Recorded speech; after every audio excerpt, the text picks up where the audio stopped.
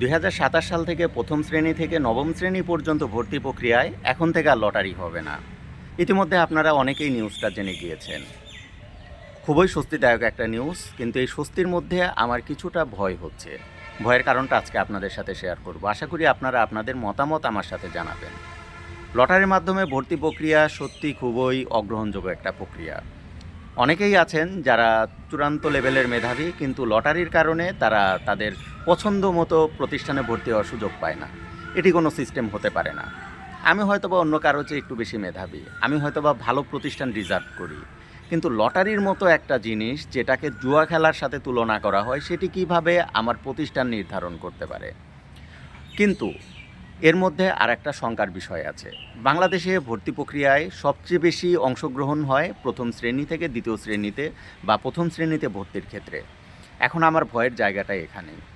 এখন যেহেতু লটারি হবে না, লটারি একটা সর্বজন গৃহীত একটা সিদ্ধান্ত ছিল, যেখানে খুব দ্রুত এই কার্যক্রমটা পরিচালনা করা যেত। এখন দেখতে হবে যে ভর্তি প্রক্রিয়ার মতো গুরুত্বপূর্ণ এবং জটিল প্রক্রিয়া অংশগ্রহণ করার মতো বা এইটা প্রক্রিয়াটা সমাধান করার মতো সক্ষমতা আমাদের প্রত্যেকটা প্রতিষ্ঠানের আছে কিনা, এবং সেখানে ফেয়ার পদ্ধতি কতটুকু কার্যকর হবে।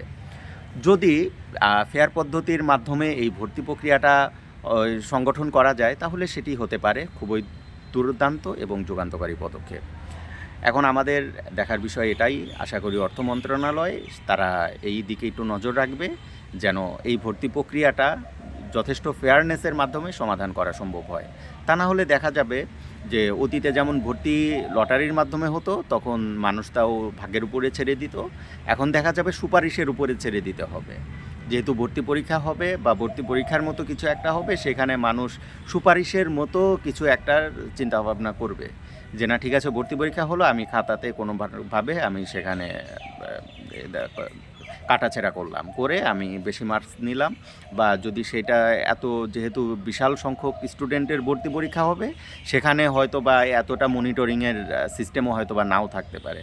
এ কারণে আমি অর্থ মন্ত্রণালয়ের কাছে অনুরোধ করব, তারা যেন এমন একটা সিস্টেম প্রবর্তন করে, যে সিস্টেমের মাধ্যমে ভর্তি প্রক্রিয়া প্রবর্তন করলে বা সংগঠন করলে সেখানে যেন কোনো প্রকার দুর্নীতির সুযোগ না থাকে, এবং খুব অল্প সময়ের মধ্যে এই প্রক্রিয়াটা যেন শেষ করা যায়। তো আজকের ভিডিও এই পর্যন্তই। আশা করি আপনারা আপনাদের মতামত জানাবেন। নতুন যে সিস্টেম চালু হচ্ছে, এই সিস্টেমটা কতটুকু গ্রহণযোগ্য হচ্ছে সেটিও অবশ্যই কমেন্ট করে জানাবেন।